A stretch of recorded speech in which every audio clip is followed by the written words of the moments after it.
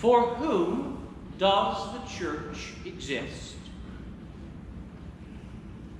Or to put it more sharply, for whom does Saint Michael and all angels exist? Now, in the middle of stewardship season, which we are, if you haven't received a pledge card, please let me know. We'd love to get you one. But in the middle of stewardship season, it's tempting to say the church, and our church particularly, exists for us, right? After all, aren't we the ones that put in the money that pays for everything? We're the customers. Aren't we the ones who volunteers the time that makes all this stuff happen? And you're the ones that do it, aren't you? There is no secret pot of money we have other than yours to pay for anything. So I can dispel you of that myth. There are no secret army of no's that march around doing stuff here at night. We are them. We are they. So aren't we the ones that it must exist for? So that I feel like what I want is done and met.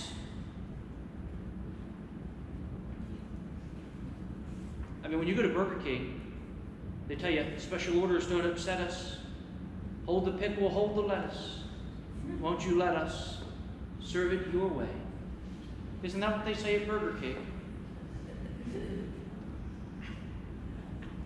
When you go to the Apple store, a cheery, energetic young person greets you, and they learn your name, and they write down a few details about what you want, and another even cheerier young person takes you to somewhere in the store where someone else will come and greet you by name mysteriously, chat you up, and while you're talking, the product you should purchase will just appear, ready for your credit card to turn loose of the dollars.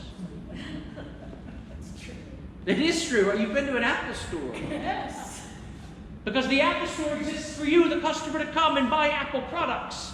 And hopefully an Apple TV Plus subscription and an Apple Music subscription too. Because you're the one Apple exists for. You're the customer. But that's 100% wrong about the church.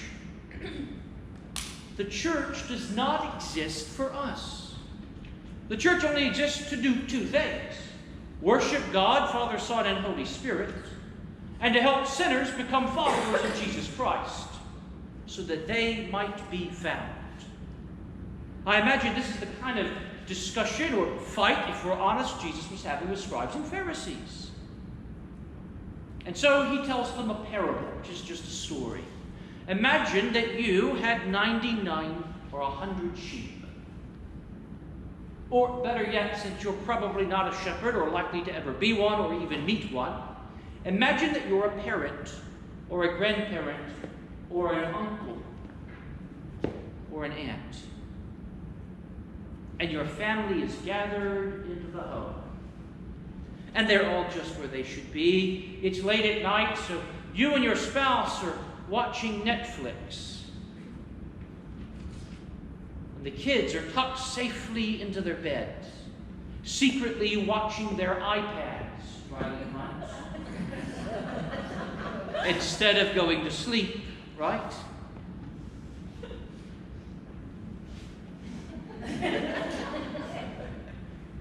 She's not watching it now, is she? Because that's what they secretly do in those rooms, is they watch their phones or their iPads instead of going to sleep. But imagine that's where they are. And then, as you do, you get up and you just peek into the door of your daughter's room to see what she's doing. And she's not there. Do you just go back to the couch and hit resume on the Netflix show? It's a really good show after all. Netflix makes good television. Or do you get your spouse and make him get up with you and search the house for this child to find out where they are and what they're doing? Right? And then when you don't find them inside the house, don't you pull out your phone and pull up the app where you track their phone so that you know within 3 feet where they are? I know this is possible because my sister-in-law does this to my niece. And you can track her even in the school building within 3 feet of where she is. So you can see, is she really in math class right now or not? But wouldn't you want to pull up the phone and see where they are? But there's no dots. And you think, they never leave without their phone. Right? So you call your daughter's best friend, hey, where are you and what are you doing? I don't know, what do you mean, where am I? I'm at my house. It's late at night. And you don't really believe her because you think maybe they're secretly doing something they shouldn't be doing together. So you talk to mom or dad, right? No, she's just here. She's not doing anything. She was asleep or watching her iPad instead of sleeping. So now you've got a decision to make. Most of your family is safely in the home. They're in their rooms. You're on the couch with your spouse, your beloved. The new season of your favorite show is just dropped. You've got popcorn popped. It's really nice popcorn, like movie theater popcorn nice. Do you sit down and watch the show, assuming everything's probably fine?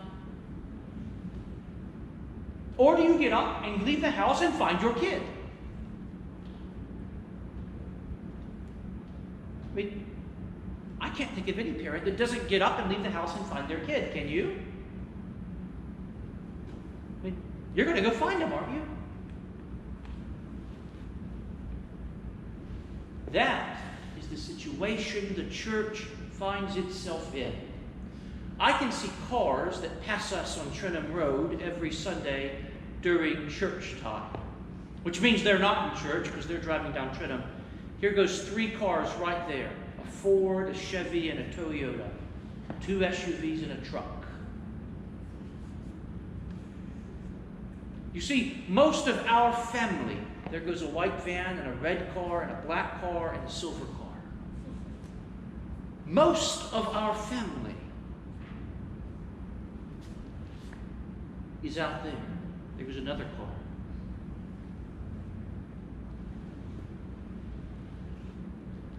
And they're lost. They do not yet know Jesus. They're lost. And it's nice to think, especially during stewardship season, when the vestry is secretly hoping that you increase your pledge, to think that it's really all about you. And that it's just about what I personally really like. Because when I go to the Apple Store or Burger King, it really is about what I like. And I don't ever get the pickles because they're rotted cucumbers and gross.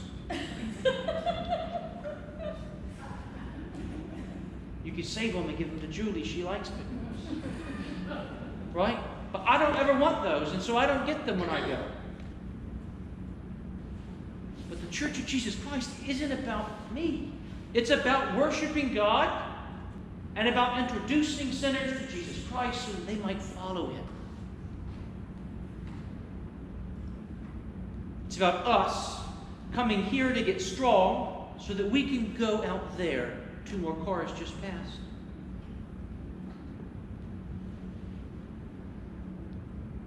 So it's decision time for us.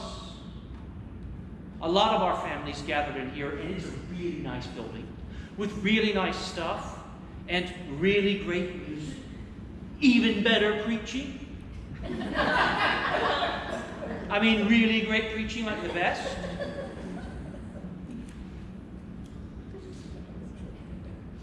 But it's decision time. Are we going to sit down and watch Netflix? Or are we going to go find our family? Amen.